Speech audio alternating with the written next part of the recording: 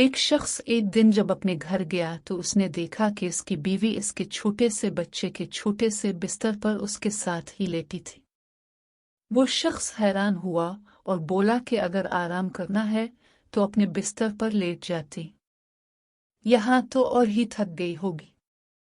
इसकी बीवी उठ बैठी और उसकी आंखों से आंसू जारी हो गए। शौहर परेशान हो गया। बीवी ने पूछने पर बताया कि सुबह वो कुछ इमदाद देने किसी यतीम खाने गई थी। वहां उसने देखा कि छोटे छोटे से बच्चे जो अभी कुछ महीनों के ही थे अपने पिंघोरों में चुपचाप तमीज से लेटे हुए थे।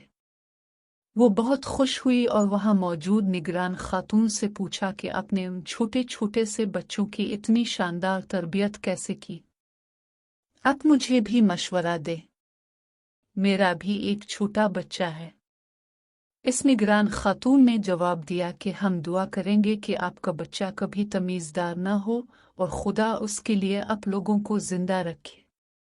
ये बच्चे जब यहाँ आते हैं तो शुरू के दिनों में भूख लगने पर और डापर खराब होने पर रोते हैं, मगर हमारा अमला इतना नहीं कि बच्चों को इनफरादी तवज्जो दे सकें, तो हम उन्हें रोने देते हैं। कुछ ही दिनों में उन्हें आदत हो जाती है कि यहाँ उनके रोने से उनकी हाजत रवाई नहीं होगी। खाना हो या डापर तब्दील करना, हंगामी सूरत हाल के अलावा हर चीज़ मुकर्रर वक्त पर ही अंजाम पाती है। जब वो ये बात समझ लेते हैं तो उनका रोना कभी कम और उमूमन बिल्कुल ख़त्म हो जाता है।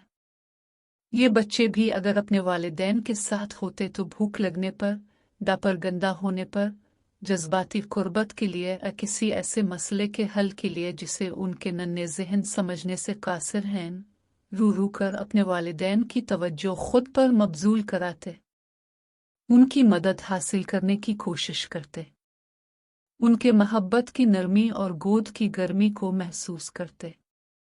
मगर क्योंकि ऐसा नहीं है और हम खुद बहुत मजबूर हैं, तो हम उन्हें रोने देते हैं। कुछ दिन बाद ये खुद ही थक कर चुप हो जाते हैं। और उसी लिए जब से वो औरत वहां से आई थी अपने बच्चे के साथ लगी बैठी थी। अल्लाह हर औलाद पर उसके वालिदैन का साया सलामत रखे, आमीन।